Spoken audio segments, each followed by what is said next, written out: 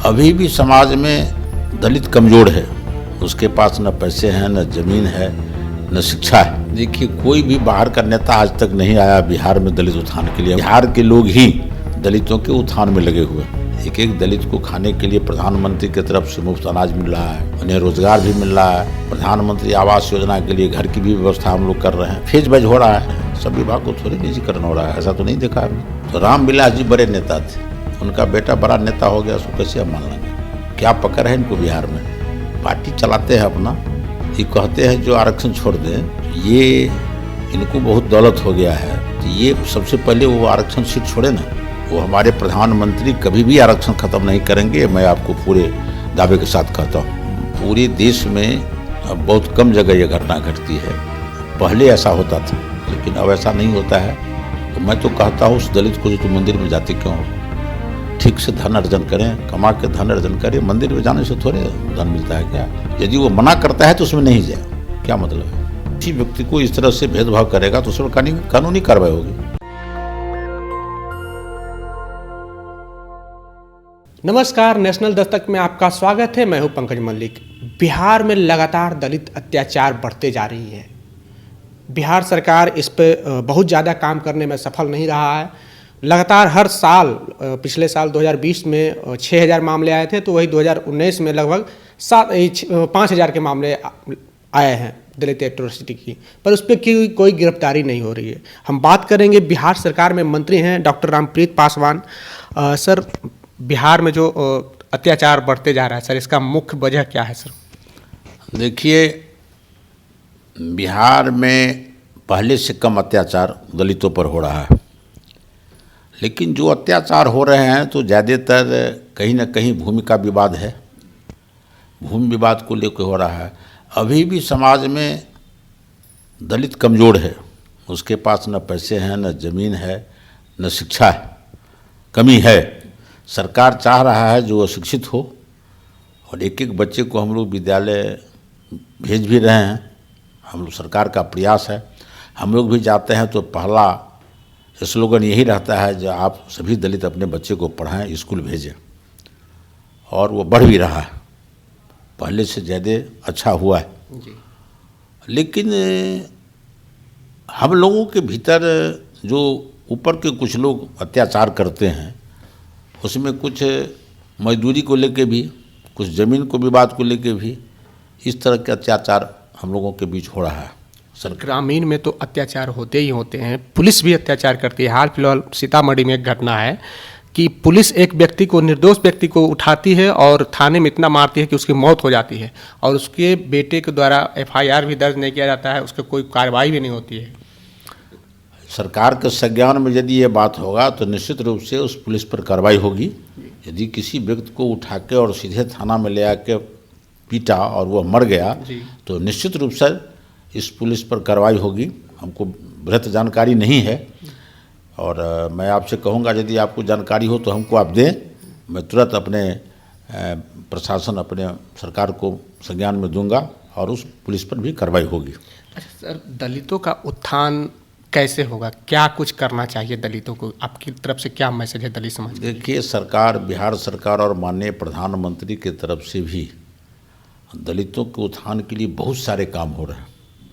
हम लोगों को थोड़ा सजग होने की आवश्यकता है। जो पढ़े लिखे नौजवान हैं, सरकार उसको उद्यम बनाने के लिए, उद्यमी बनाने के लिए भी प्रयासरत है।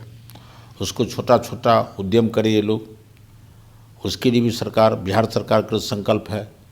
हम लोग जो है सो उद्योग विभाग से भी ऋण दिलाते हैं। लोग अपने पाँव पर खड़ा हो, अपना उद्यम करें। सबको तो नौकरी संभव नहीं है, तो उद्यमी बनाने के लिए जो उनका जीवन स्तर ऊपर उठे, हम लोग पूर्ण कृत संकल्प हैं, और सरकार उस पर काम कर रही है। सर, कहा जाता है कि बिहार से बाहर जो भी दलित नेता हैं, वो बिहार में कार्यक्रम आते हैं दलित उत्थान के लिए, कार्यक्रम करने के लिए, पर बिहार के दलित नेता अपने समाज के लिए कोई कार्यक्रम क्यों नहीं कर रहे हैं? सर देखिए, कोई भी बाहर का नेता आज तक नहीं आया बिहार में दलित उत्थान के लिए। हमको एक भी आदमी का नाम बता दीजिए। आज तक किसी ने, हम बिहार के लोग ही दलितों के उत्थान में लगे हुए। और जब से हम लोग राजनीति में आए हैं, राजनीति में नहीं भी थे, मैं अभी मंत्री हूँ, तो निश्चित रूप से दलित के उत्थान के लिए जो भी योजनाएं सरकार का है, लोगों के स्तर पर ज़्यादा करके मिल करके इनके उत्थान की बात हम लोग करते हैं, तो दलित का उत्थान हो रहा है। ऐसा नहीं है जो दलित का उत्थान नहीं हो रहा है, पहले से उसका जीवन स्तर बेहतर हुआ है। पहले दलित लोगों को न बदन पर कपड़ा था, न रहने के लिए घर था, न खाने के लिए अन्न था, न दवा करने के लिए पैसे थे। लेकिन आज देख लीजिए, एक एक दलित को खाने के लिए प्रधानमंत्री की तरफ से मुफ्त अनाज मिल रहा है, उन्हें रोज़गार भी मिल रहा है, प्रधानमंत्री आवास योजना के लिए घर की भी व्यवस्था हम लोग कर रहे हैं, फेज बैज हो रहा है। उन्हें स्वस्थ कैसे रहे इनके लिए दवा की भी व्यवस्था हो रही है, मुख्यमंत्री सहायता कोष है, आयुष्मान कार्ड है। सब तरह से ये कैसे स्वस्थ रहें, कैसे इनका जीवन अन्य लोगों के स्तर में हम लोग प्रयासरत हैं। सर, प्रधानमंत्री की बात करते तो प्रधानमंत्री लगातार सभी सरकारी संस्थानों का निजीकरण कर रहे हैं और दलितों के आरक्षण एक प्रकार से पिछले दरवाजे से ख़त्म किया जा रहा है। सर नहीं, ऐसा नहीं है। ऐसा इसलिए नहीं है, सरकार तो निजी क्षेत्र में भी आरक्षण देने की बात की है। सर, बिहार सरकार की है सर, केंद्र सरकार नहीं की है। और निजी क्षेत्र में नहीं, पहले भी केंद्र सरकार के तहत भी यदि अब कोई भी कहीं कोई उद्योग कुछ लगाएगा तो उसमें भी आरक्षण है, निजी क्षेत्र में भी। और ऐसा नहीं है, कुछ ऐसे विभाग हैं जो नहीं ठीक से चल पा रहे हैं, उसको निजीकरण भी नहीं कहिए, उसको वो कैसे चले उसके बेहतरी के लिए काम किए जा रहे हैं। सब विभाग को थोड़े निजीकरण हो रहा है, ऐसा तो नहीं देखा आपने। चिराग पासवान है सर, उनका कहना है, बिहार में बड़े नेता रामविलास पासवान के बेटे हैं, उनका कहना है कि जो सफल दलित है, जो आर्थिक रूप से मजबूत है, उसको आरक्षण छोड़ देना चाहिए। रामविलास पासवान का जो बेटा है, तो रामविलास जी बड़े नेता थे, उनका बेटा बड़ा नेता हो गया, उसको कैसे हम मान लेंगे? क्या पकड़ है इनको बिहार में? पार्टी चलाते हैं अपना, ये कहते हैं जो आरक्षण छोड़ दें, तो ये इनको बहुत दौलत हो गया है, तो ये सबसे पहले वो आरक्षण सीट छोड़े ना, जहाँ से सामान्य सीट से लड़ें। सबसे पहले आप लोग भी इनसे प्रश्न करिए, वो जो कहते हैं दलितों को आरक्षण छोड़ने के लिए, तो सबसे पहले वो सामान्य सीट से आकर के लड़ें, तब दूसरे को कहें जो आरक्षण छोड़ें।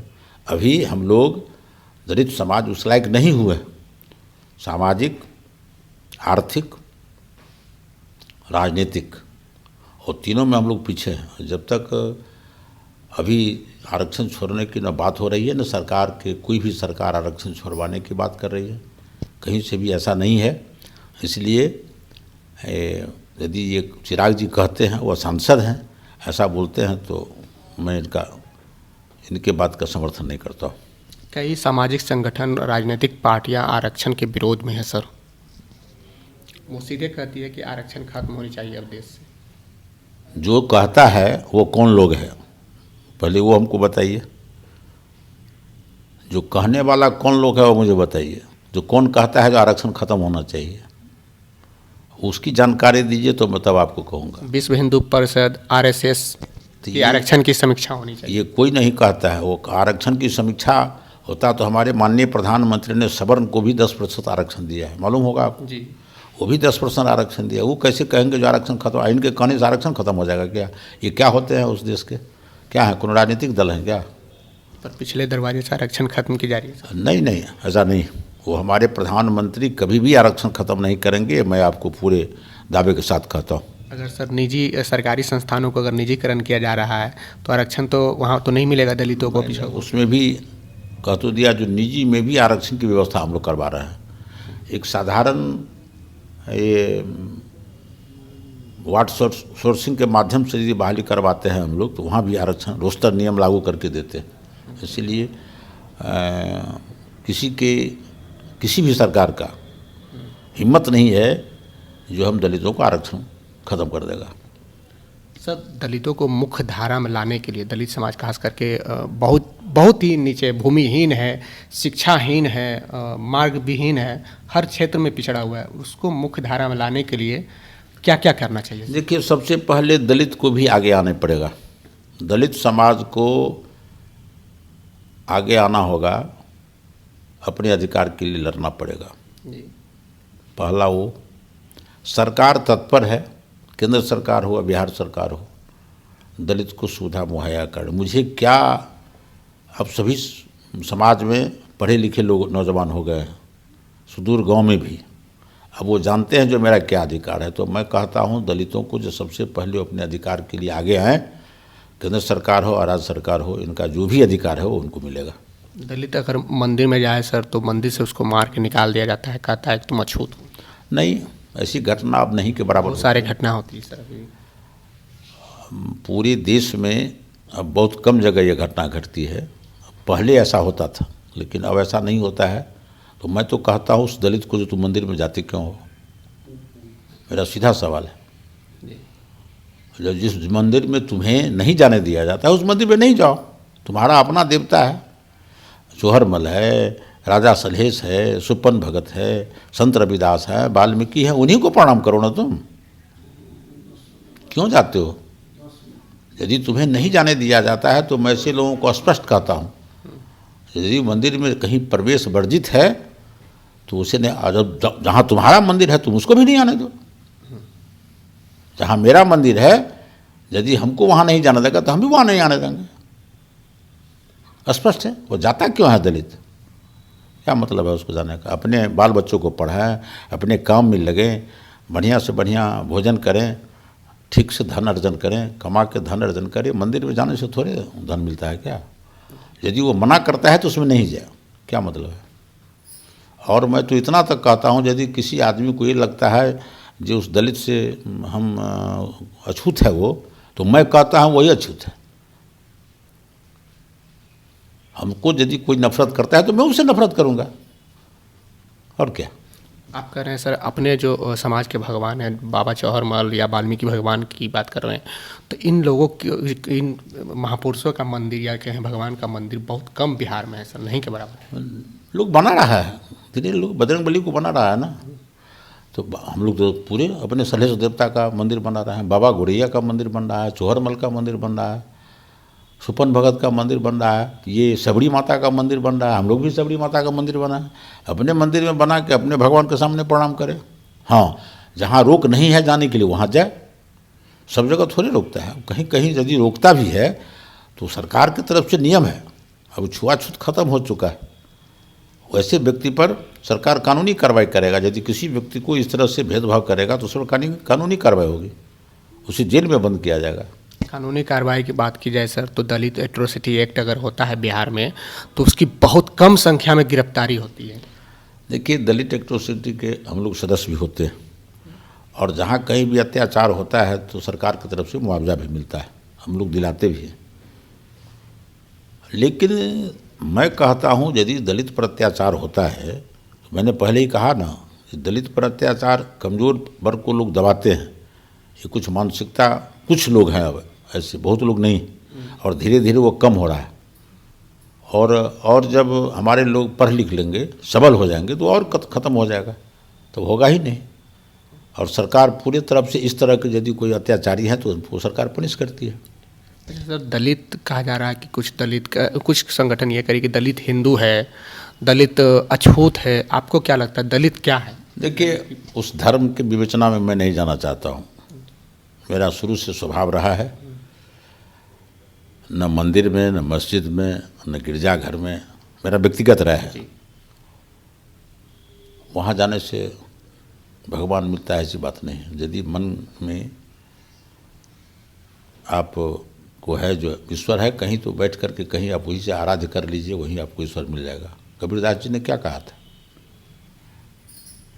कहा था जो मंदिर और मस्जिद, कबीर का हम लोग अनुयायी हैं, हम लोग जानते हैं। लेकिन कुछ लोग हैं अपना जाते हैं। तो धर्म, हम मानव हैं, सभी मानव जीव है, और मानव से बड़ा कोई जीव नहीं है इस पृथ्वी पर, तो हम लोग उसे मानते हैं। अब उस धर्म के फेरे में पड़ने से क्या मतलब है? यानी कि दलितों को धार्मिक कर्मकांड में नहीं पड़ना चाहिए। हाँ, वो अब जहाँ उसको प्रताड़ित किया जाता है, जहाँ उसे छुआछूत होता है, तो ऐसी जगह क्यों जाएगा? नहीं जाए, सीधी बात है। जहाँ उसको सम्मान मिलता है वहाँ जाए। अच्छा, आखिरी सवाल सर, दलित हिंदू है कि नहीं? है, दलित हिंदू है, नहीं कैसे है? हमारे पूर्वज हिंदू रहे हैं। अब जिसका मैंने नाम लिया है, सुपन भगत हिंदू थे, सलहेश, दीना भद्री, ये मकरा माझी, गोरैया बाबा, गोरैया की पूजा होती है। जहाँ काली गोरैया बंदी हम लोगों के देवता है, तो जहाँ काली की पूजा होती है वहाँ गोरैया बाबा की पूजा होती है। ये सभी हिंदू थे। सर, कई भी राजनीतिक पार्टी और सामाजिक संगठन आदिवासी को भी हिंदू बता रहा था, पर झारखंड में एक विधानसभा में बिल लाया गया और उसमें आदिवासी को हिंदू से अलग कर दिया गया। कहा कि आदिवासी भी हिंदू है, और जिसने कहा है वो गलत है। हम लोग किसी दूसरे धर्म के लोग नहीं हैं, वो सनातन धर्म के जो लोग हैं, हम लोग हिंदू हैं। और ये एक हिंदू जीवन पद्धति है और हम लोग हिंदू धर्म को मानते हैं। झारखंड विधानसभा में सदन से पास करा लिया जैसे कि आदिवासी हिंदू नहीं है। तो अब सवाल है, जो झारखंड में जो आदिवासी अपने को हिंदू नहीं है, तो क्या है ये क्या पास करा है? आदिवासी कुछ अलग से धर्म है, आदिवासी एक धर्म है। आदिवासी धर्म नहीं है। यदि कहता है अब अनुसूचित जात धर्म है, एससी और एसटी धर्म है, ये समाज में कमज़ोर वर्ग के लोग थे, जंगल में रहते थे, तो इन्हें आदिवासी कहते थे। हम लोग इधर अनुसूचित जात कहलाते हैं, ये अनुसूचित जनजात कहलाते हैं, वनवासी कहलाते हैं। तो धर्म कहाँ से हो गया? यदि वो व्याख्या करते हैं तो गलत व्याख्या है। सर, आप बहुत बड़े पद पे बैठे हैं, बिहार सरकार में मंत्री हैं। आप अभी दलितों के लिए क्या करना चाहते हैं? कैसे क्या रोड मैप तैयार कर रहे हैं? देखिए, हम अभी सरकार में मंत्री हैं और पीएचडी मंत्री हैं। सबसे पहले तो मेरा है जो मैं सभी दलितों को शुद्ध जल कैसे मिले। अभी भारत सरकार के द्वारा दलितों के बस्ती में 2871 चापाकल लगाने का बिहार सरकार के द्वारा ऐसा तय किया है, और मेवे विभाग से केवल दलित बस्ती में चापाकल लगेंगे जहाँ पानी की दिक्कत है। तो ये काम कर रहे हैं। दलित समाज के बच्चे कैसे पढ़ें उसकी चिंता सरकार को है। उसे किताब, छात्रवृत्ति, छात्रावास में रहने की व्यवस्था, सारा व्यवस्था मुहैया करते हैं। वो शिक्षित बन के अपना अधिकार पढ़े और अपना जीविका चलावे। तो दलितों के विकास के लिए सरकार कृत संकल्प है, और हम जिस विभाग में हैं, हमारे जितने भी मंत्री, माननीय मुख्यमंत्री हैं, हमारे प्रधानमंत्री हैं, सभी लोग, आप देखा होगा जो दलित के 20 मंत्री बने हैं कैबिनेट में, सबों को कैसे अधिकार मिले, ये तो हमारे प्रधानमंत्री ने शुरू किया है। तो वहाँ से भी विकास की धारा चल रही है। हमारे जहाँ हम सरकार में मंत्री हैं, वहाँ से भी जो भी कोई स्कीम होता है उसमें आरक्षण का सही से पालन करके हम लोग इस काम को करते हैं। तो दलित के विकास के लिए तो हम लोग पूर्णतः तत्पर हैं। लेकिन मैं एक बात पुनः कहता हूँ, जो दलित को भी सजग होकर अपने अधिकार के लिए आगे आना होगा। सर, दलित विकास की बात कर रहे हैं सर, मुख्यमंत्री दलित का स्कॉलरशिप रोक करके उसके पैसे से रोड और सड़क और पुलिया बनवा रहे हैं। नहीं, ऐसा नहीं। ऐसा आरटीआई से खुलासा हुआ है सर? नहीं, कहीं 1-8% कहीं किसी जगह होगा, लेकिन हम लोगों के ध्यान में दलित के पैसे से सड़क बनेगा ऐसा नहीं है। ऐसा हमारे मुख्यमंत्री कभी नहीं कर सकते। हमको तो नहीं लगता है। कहीं पैसा नहीं हो तो उसे तत्काल, उसका तो अलग हेड है। दलित के पैसे से दलित का अलग विभाग है, सड़क का अलग विभाग है, तो फिर कैसे होगा? सवाल ही नहीं पैदा होगा। बहुत बहुत धन्यवाद सर नेशनल दस्तक से। तो ये थे हम नेशनल दस्तक की आपसे गुजारिश है कि अगर इसको बचाना चाहते हैं तो नेशनल दस्तक को सब्सक्राइब करने के लिए रेड कलर के सब्सक्राइब बटन को दबाएं, फिर बेल आइकन की घंटी दबाएं। नेशनल दस्तक को बचाने के लिए बहुत जरूरी है कि हर खबर को शेयर करें, लाइक करें, कमेंट जरूर करें।